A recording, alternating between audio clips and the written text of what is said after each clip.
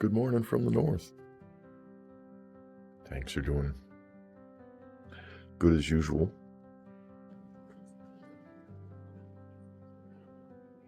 They still got their babies going back there. They moved them down a little. So it's kind of weird how it's working well in a tank full of fish, and it didn't work well in a tank by themselves.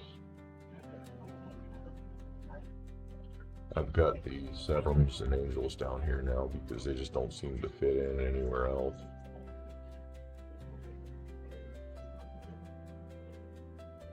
I want the Severums to grow, but they're turned slow at it. Here. I got them quite small though. They were fry when I brought them home. So were those angelfish. All of those fish were dime sized. But yeah, I need those Severums to grow up because I want to put them in the Oscar tank. They're taking too long. This has just basically become the parrot tank. And load up with parrots and I get into Honduran red tips. And if you're wondering, that is a Honduran red tip. Some people will call that a convict. They are two very different fish. This is a full-sized red tip. The convict will get twice that size, if not 3 times that size.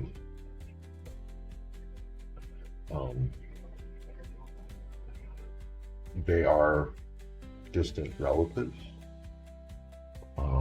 Genetic studies say that they've got about 250,000 years of separation between each other, isolation, and mutations. Probably bred with a couple other fish along the way. So comparing a Honduran red tip, or red point, some people call that, to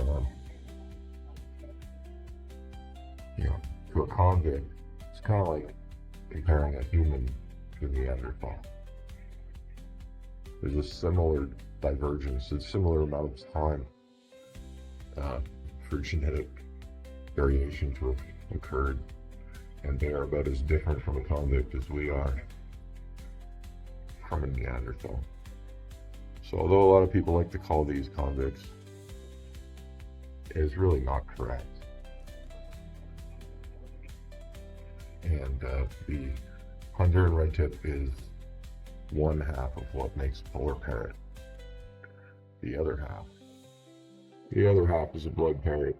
You mix those two fish together, you get a polar parrot. And that's it, really.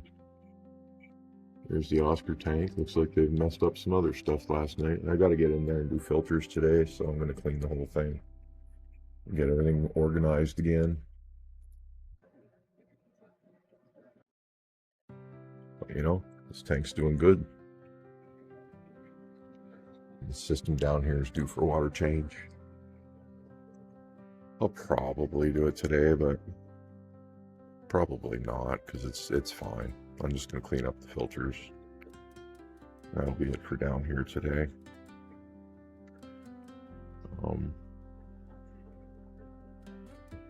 When I started this back into this hobby, all I had was this tank. And it didn't look like this at all at that time. If you go back to my earliest videos, you'll see it wasn't much to it. But things have come a long way in the last couple of years. Continuously evolving the setup. And,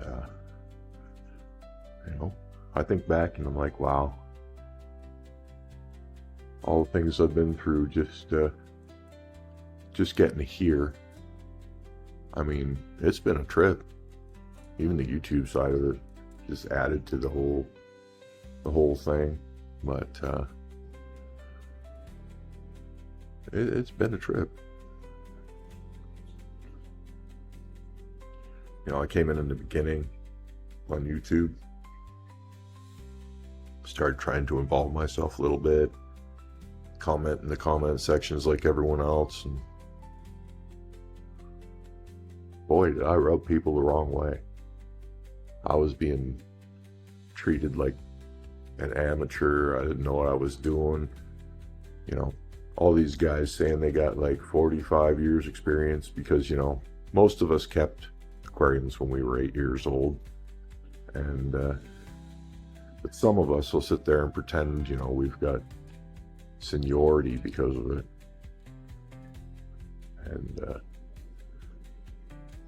I can remember, you know, talking about discus fish, everyone telling me they're all gonna die on me, and I couldn't do it.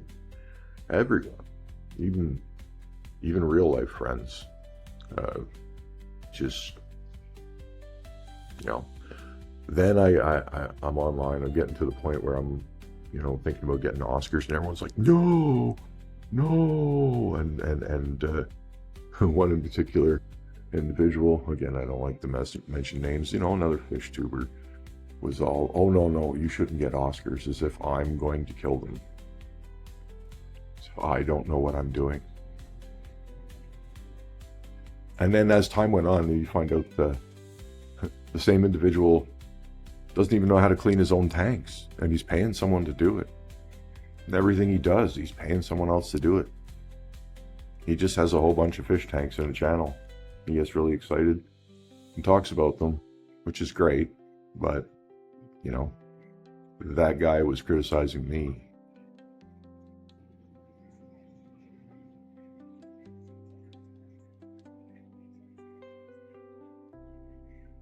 I don't know. The world's a funny place. That's why you just gotta do you. And that's why I'm showing my results every single day. Because I'm sure those same people don't watch my channel. But for those who do,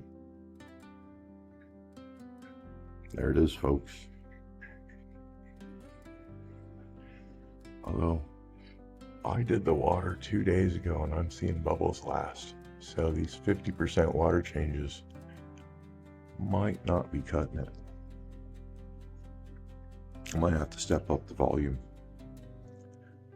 which means another barrel that I don't have room for. So that's not happening. So the only thing I can do now is do water changes 2 days in a row. I think that's what's going to start happening. Something like that. Where I'll do a water change, skip a day, so I can barrel rest, do another water change, and then wait 5 days. I think that's probably what I'm going to do. That should fix that bubble problem up there. It's not even a problem, really. Most people don't care about that, but I OCD over it, because if I know if my bubbles aren't hanging out, then my fish are good. But it really, that's just the way things are here. It doesn't mean it's going to be that way at your house. You could have completely different water scenario, completely different tap water, you know what I mean? So, but when bubbles hang around for many seconds, your water's thick. And normally if the water's thick like that, it means it's dirty. So it's time for a water change.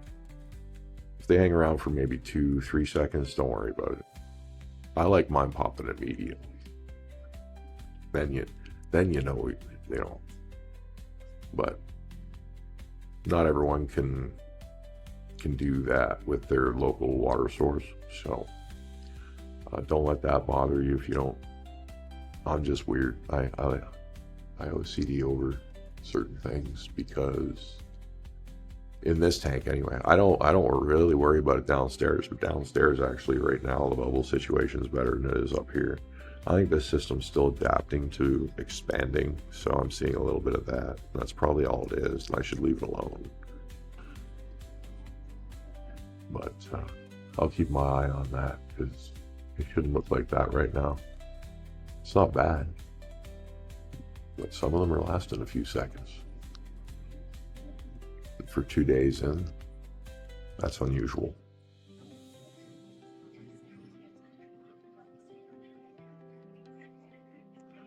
And this one's just darkening up on me. I have a new type of med coming that I'm going to try out her. She's just been a sickly fish the whole time. Everybody else is good. She's even stunted because she's just the way she is. But almost all the seedlings from this batch have died now. I sent 2 of them off to a quote-unquote friend, but he went silent, so he probably killed them.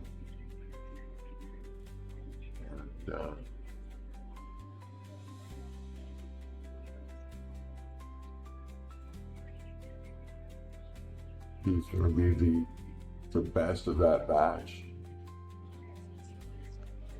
Can't really complain though. I paid 20 to 25 bucks a fish. And probably spent a little over 200 bucks total. And I guess if he's the only one I get from it, I don't know. It's just the way it goes.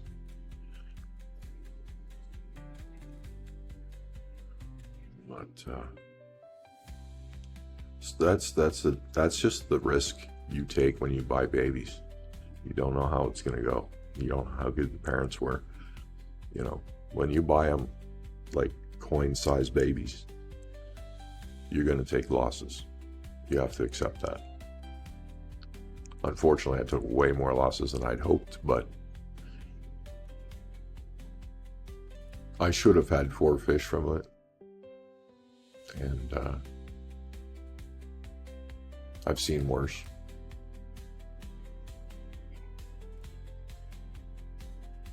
We're getting into 12, 13 minutes here. Just figured I'd point the camera and gab a little. Didn't really put up any videos yesterday because of world events. I'm sure y'all know what's going on there. I decided not to make a video or get into it. It's gonna just all come to its inevitable conclusion, and hopefully everything goes well. Thanks for watching. I hope you all have a wonderful day.